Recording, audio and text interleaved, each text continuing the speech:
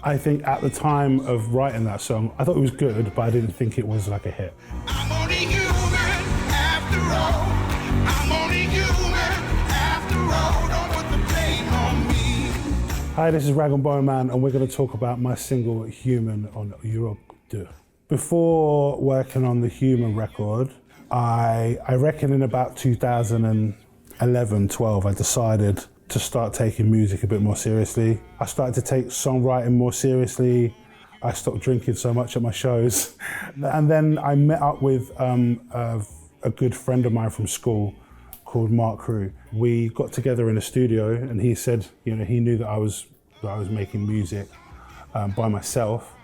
And he said, look, I think that people need to hear your voice. Your songwriting's good, well, we should get together and work on a record. I put out a project called Wolves, which was my first. It was meant to be an EP, but really it's a whole album. And then through that project, Wolves was like an independent release, but it got noticed by a lot of record labels, and then I ended up signing to Columbia. And early on then, it was around about 2015, I started writing with a guy called Jamie Hartman, and he and I came up with 2 songs, and those 2 songs ended up being my foot in the door of the music industry.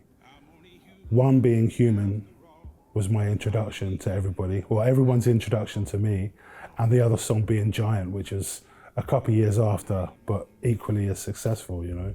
Maybe I'm foolish, maybe I'm blind, thinking I can see through this and see what's behind. Got no way to prove it, so maybe I'm lying. I was like, this song feels like it could be something, and no one really cared.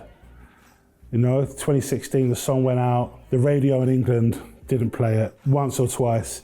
Some of the smaller radio stations played it, and it felt like no one was interested. And then we went over to Europe, and suddenly I was in Switzerland, and then I was in Belgium, and then I was in Germany, and it just went crazy on the radio. Like, am I allowed to swear? It went fucking crazy. Every country that I went to, the song was #1. 'Cause I'm no prophet or Messiah. You should go looking somewhere high. So I think from the outside perspective, even though I'd been in it for like nearly 10 years already, it was like overnight. I mean, honestly, I'm not bored of it, and I thought I would be by now. I play it live probably hundreds of times a year.